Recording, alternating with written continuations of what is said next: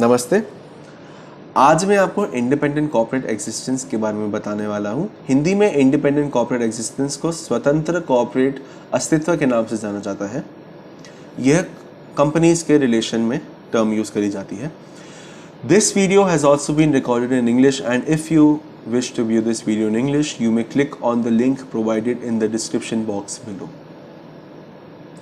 जैसा कि हम सभी को ज्ञात है, अगर कोई व्यापारी अपने खुद के नाम से बिजनेस कर रहा होता है तो उसे एक सोल प्रोप्राइटरशिप बोला जाता है, और अगर कोई साझेदारी में कर रहा है तो उसे एक पार्टनरशिप फर्म बोला जाता है। जो पार्टनरशिप फर्म और जो सोल प्रोप्राइटरशिप फर्म होती है वो अपने ही पार्टनर और व्यापारी जो सोल प्रोप्राइटर होता है उसके ऊपर डिपेंडेंट होती है। कानूनी तौर पे अगर देखा जाए तो वो पार्टनरशिप फर्म और पार्टनर और प्रोप्राइटरशिप फर्म और व्यापारी जो प्रोप्राइटर है वो दोनों एक होते हैं और उनमें कोई अंतर नहीं होता, कोई डिफरेंस नहीं है दोनों में। लेकिन कंपनी के अंदर ये जो चीज़ है ये दोनों अलग अलग होते हैं। कंपनी और जो उसकी शेयर होल्डर होते हैं वो दोनों कानूनी तौर पे, कानून की आंखों में से देखा जाए, अगर लीगली स्पीकिंग अगर हम देखें तो दोनों अलग अलग होती हैं। जैसे ही ये कंपनी को इनकॉर्पोरेट करते हैं, जो कंपनीज एक्ट के अंदर अगर आप एक कंपनी फॉर्म करते हैं तो उसी समय से ऐसा माना जाता है कि एक लीगल पर्सन ने जन्म लिया है और वह लीगल पर्सन अपने शेयर होल्डर से अलग है। तो अगर शेयर होल्डर की मृत्यु हो जाए या शेयर होल्डर ने अपना कोई जो स्टेक है, अपना जो शेयर्स है, वो किसी अन्य आदमी को अगर उसने बेच दिए हैं तो कंपनी को कोई फर्क नहीं पड़ेगा। लेकिन अगर पार्टनरशिप फर्म के अंदर पार्टनर की मृत्यु हो जाए या उसने अपना जो शेयर है, जो अपना जो स्टेक है पार्टनरशिप फर्म में, अगर उसने किसी अन्य आदमी को बेच दिए तो पार्टनरशिप फर्म खत्म हो जाएगी और एक नए सिरे से उसको फिर से अग्रीमेंट करके पार्टनरशिप डील साइन करके आना पड़ेगा। तो ये एक मोटा मोटी डिफरेंस होता है इंडिपेंडेंट कॉर्पोरेट एग्जिस्टेंस जो कंपनी का होता है कि एक कंपनी जो है इट इज़ अलग, it's a different legal person, और अपने जो शेयर होल्डर से होती है वो अलग होती है।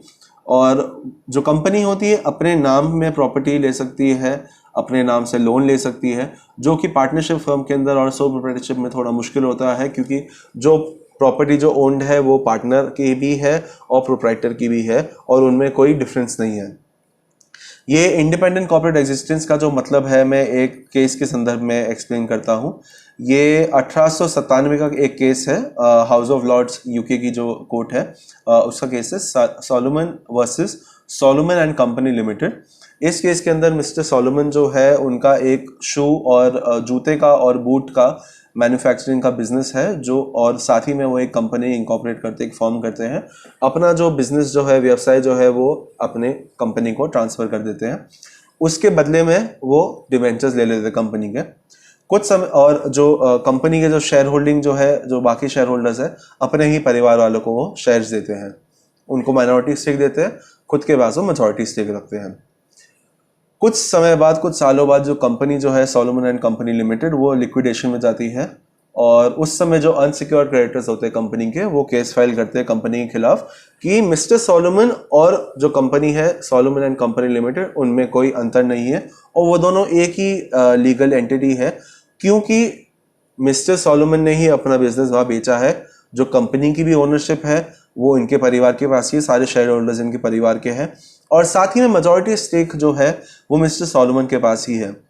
तो जो हाउस ऑफ लॉर्ड्स जो कोर्ट है यूके की, उन्होंने शेयर होल्डर जो अनसिक्योर्ड क्रेडिटर्स थे उनकी पिटिशन को रद्द करते हुए ये बोला कि जो इंडिपेंडेंट कॉर्पोरेट एग्जिस्टेंस है कंपनी की, उससे क्या होता है कि जैसे ही आप एक कंपनी को इनकॉर्पोरेट करते हैं उससे एक नया लीगल पर्सन जन्म लेता है और वो एक डिफरेंट लीगल पर्सन बन जाता है। तो इसलिए मिस्टर सोलोमन और मिस्टर सोलोमन की जो कंपनी है सोलोमन एंड कंपनी लिमिटेड, उन दोनों के अंदर डिफरेंस है, दोनों अलग अलग लीगल पर्सन्स है और ये नहीं माना जाएगा कि वो सेम पर्सन है। एक और honourable high court of Calcutta का एक केस है, ये है 1986 का एक केस है। इस केस का नाम है कोंडली टी कंपनी लिमिटेड। इसके अंदर कई ज़मींदार थे, उनके पास ज़मीनें थी और उन्होंने एक कंपनी बनाई और जो अपनी ज़मीनें जो उनके अपने नाम के अंदर थी वो उन्होंने कंपनी के नाम में ट्रांसफ़र कर दी। तो जो कि आप प्रॉपर्टी ट्रांसफ़र करते समय जो भी लैंड का टैक्स होता है और जो स्टैम्प ड्यूटी होती है, जो भी टैक्सेस होते हैं, वो देने के लिए सरकार ने बोला ट्रांसफर करते समय, लेकिन उन्होंने मना कर दिया। उन्होंने बोला कि जी मैं अपनी ही ज़मीन अपने आप को बेच रहा हूँ कि ये ज़मीन मेरे नाम पे थी और कंपनी की भी ओनरशिप मेरे पास ही है, तो इसलिए मैं कोई इसमें मुझे टैक्स पे करने की ज़रूरत नहीं है। तो honourable high court of Calcutta ने ये जजमेंट पास किया कि independent corporate existence of company से ये होता है कि जैसे ही एक कंपनी इनकॉर्पोरेट करी गई है कंपनीज एक्ट के अंदर, तो उससे नई कंपनी नया लीगल पर्सन आ जाता है और आपको उस पर लैंड का टैक्स, जो भी टैक्सेस है, स्टैम्प ड्यूटी है, जो भी सरकार को जो भी टैक्स पे करने होते हैं आपको वो पे करना पड़ेगा, चाहे आपके पास ये कंपनी की ओनरशिप क्यों ना हो। लेकिन वो कानून की नज़रों के अंदर एक दूसरा लीगल आदमी है और आपको उसका जो भी टैक्स है उसका वह है उसका आपको भुगतान करना पड़ेगा। तो अगर मैं ब्रीफली ये कंसेप्ट को एक लाइन में समझाने की कोशिश करूं तो ये बोला जा सकता है कि independent corporate existence of company से क्या होता है कि कंपनी और शेयर होल्डर के अंदर डिफरेंस आ जाता है। कंपनी की एग्जिस्टेंस जो है, जो उसकी एग्जिस्टेंस से जो उसका जो वजूद है वो एक शेयर होल्डर के ऊपर डिपेंडेंट नहीं होता है, और शेयर होल्डर चाहे मर जाए या अपना वो शेयर किसी अन्य तीसरे आदमी को, थर्ड पर्सन को बेच दे, उससे कंपनी पे कोई असर नहीं होता है और कंपनी जो है वो निरंतर चलती रहेगी जब तक कि कंपनी को कानूनी तौर पे इंसॉल्वेंसी या लिक्विडेट नहीं किया जाता है। और इससे ये एडवांटेज एक बहुत बड़ा होता है कि अगर कोई कानूनी कोई अगर अपराध कोई कंपनी ने किया है और ऐसा कोई भी उस पर लाइबिलिटी या पेनल्टी पड़ती है तो वो शेयर होल्डर्स की इंडिपेंडेंट पेनल्टी ना पड़ेगी, इनफैक्ट वो पेनल्टी जो होगी वो कंपनी को खुद को भुगतान करना पड़ेगा। तो एक ये जो कंसेप्ट है काफ़ी ही अच्छा कंसेप्ट है जिसके कारण लोग जो है कंपनी बना के बिजनेस करना पसंद करते हैं, जिससे कि उनके ऊपर बात ना है, लाइबिलिटी ना है। जनरली लाइबिलिटी नहीं आती है, कुछ स्पेसिफिक केसेस के अंदर उन पे भी लाइबिलिटी आ सकती है, बट इन मोस्ट केसेस उन पे लाइबिलिटी नहीं आती है।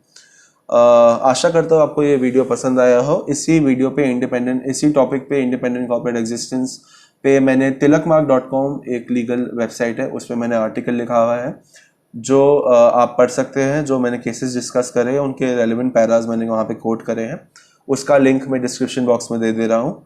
और अगले वीडियो में मिलते हैं फिर। जय हिंद, नमस्ते, वंदे मातरम।